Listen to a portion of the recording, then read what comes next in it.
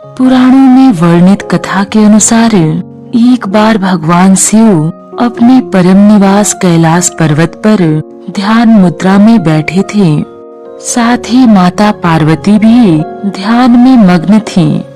शिव और शक्ति का यह सुंदर स्वरूप एक साथ बहुत सुंदर लग रहा था। एक तरफ जहाँ महादेव और महादेवी ध्यान मग्न थे, वहीं शिव जी के परम भक्त नंदी जी अपने प्रभु और माता की शोभा को निहार रहे थे। दोनों का यह सुंदर स्वरूप देखकर खुद ही नंदी जी के नेत्रों से आंसू बहने लगे।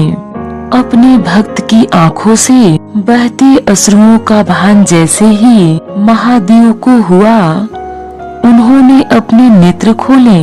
महादेव ने जैसे ही भक्त चिंतन में नेत्र खोले, उन्होंने देखा कि सामने ही हाथ जोड़े गंगा खड़ी थी। ऐसे अचानक गंगा को देखकर महादेव हैरान होते हुए बोले, देवी गंगे, आप? महादेव के वचन सुनकर गंगा बोली, हे आदि पुरुष, आपके रूप को देखकर मैं आप पर मोहित हो गई हूँ। कृपा कर आप मुझे पत्नी रूप में स्वीकार करें। जैसे ही ये स्वर माता पार्वती के कानों में पड़े, वो हैरान हो गईं। गंगा की ये बात सुनकर उनके नेत्र लाल हो गए और क्रोधवश वे बोल पड़ी, देवी गंगा, सीमा न लांघिए। मत भूलिए कि महादेव हमारे पति हैं। यह सुनकर ठिठोली करती हुई गंगा बोली, अरे बहन, क्या फर्क पड़ता है? वैसे भी भले ही तुम महादेव की पत्नी हो, फिर भी देवाधिदेव महादेव शीश पर तो मुझे ही धारण करते हैं। जहाँ कहीं तुम महादेव के साथ नहीं जा सकती, मैं वहाँ भी पहुँच जाती हूँ। गंगा की ये बात सुनते ही माता पार्वती के क्रोध का ठिकाना न रहा। क्रोध से उनका मुख भयंकर हो गया। उन्होंने गंगा को श्राप देते हुए कहा, हे गंगे, तुमने मेरी बहन होने की सीमा लांघी है। मैं तुम्हें श्राप देती हूँ। तुमने मृत देह बहेंगे। जग जन के पाप धोते धोते तुम मैली हो जाओगी और तुम्हारा ये अहंकार तोड़ते हुए तुम्हारा रंग भी काला पड़ जाएगा।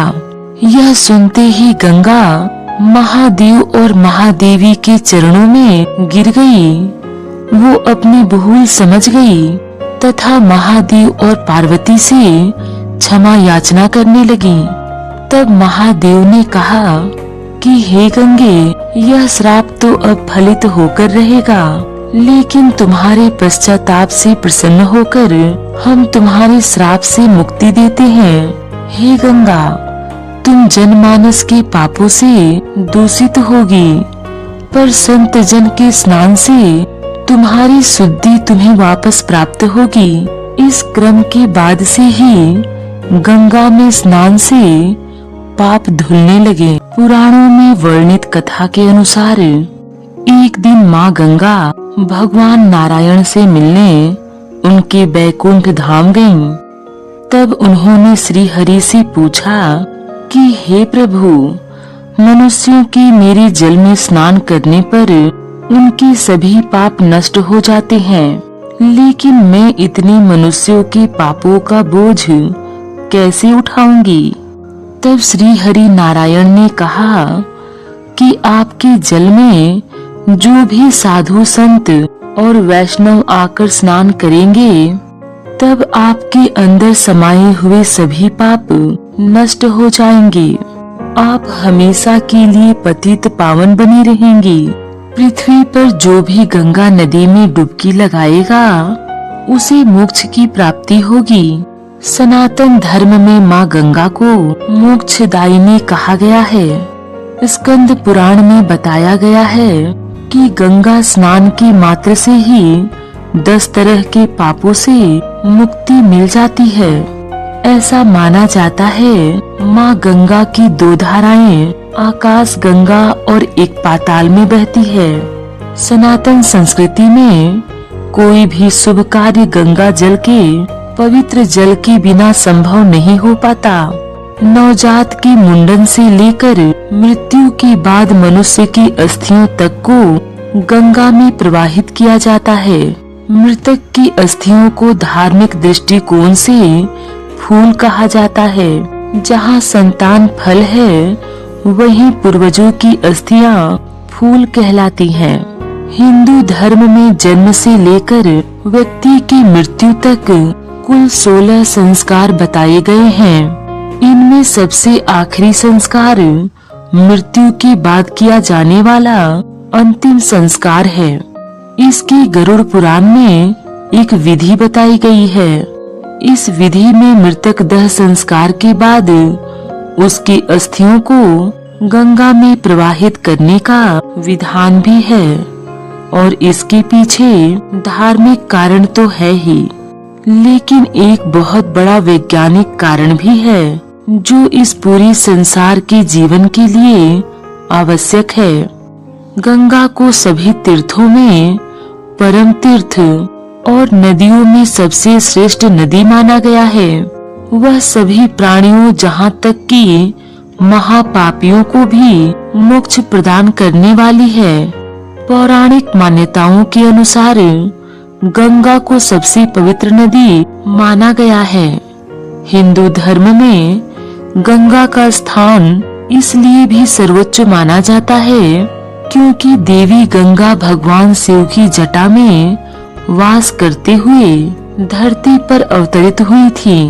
धार्मिक लोगों में यह भी मान्यता है कि जब तक मृत आत्मा की परलोक यात्रा प्रारंभ नहीं होती, जब तक कि उनके फूलों को गंगा में विसर्जित नहीं किया जाए। गंगा में अस्थि विसर्जन का महत्व भविष्य पुराण में भगवान श्री कृष्ण ने बताया है। राजा भगीरथ के प्रयासों से गंगा के पृथ्वी पर आगमन के समय भगवान श्री कृष्ण गंगा स्नान का महत्व बताते हैं। इसी प्रसंग में वह गंगा से कहते हैं कि मृत व्यक्ति के शव बड़े पुण्य प्रभाव से ही तुम्हारे अंदर आ सकता है। जितने दिनों तक उसकी एक एक हड्डी तुम्हारे अंदर रहती है, उतने समय तक वह बैकुंठ में वास करता है। यदि कोई अज्ञानी व्यक्ति भी तुम्हारी जल का स्पर्श करके प्राण त्यागता है, तो वह भी मेरी कृपा से परम पथ का अधिकारी होता है। पक्षी पुराण में पक्षी राज गरुड़ के पूछने पर भगवान विष्णु भी गंगा में अस्थि विसर्जन का महत्व बताते हुए कहते हैं कि जिस किसी की भी अस्थि गंगा जल में प्रवाहित होती है, उसका ब्रह्मलोक से फिर पुनर्जन्म नहीं होता। मनुष्य की अस्थि जितने समय तक गंगा जल में रहती है, उतने समय तक वह स्वर्ग लोक में रहता है। इसीलिए माता पिता सहित परिवार के सदस्य की मृत्यु के बाद उनकी अस्थियों का विसर्जन गंगा में जरूर करना चाहिए। मृतकों की अस्थियों को गंगा आदि पवित्र नदियों में विसर्जित करने की प्रथा के पीछे एक वैज्ञानिक तथ्य भी छिपा हुआ है, जो कि गंगा नदी के सैकड़ों वर्ग मील भूमि को सींचकर उपजाऊ बनाता है, जिससे उसके निरंतर प्रवाह के कारण भूमि की उपजाऊ शक्ति घटती रहती है।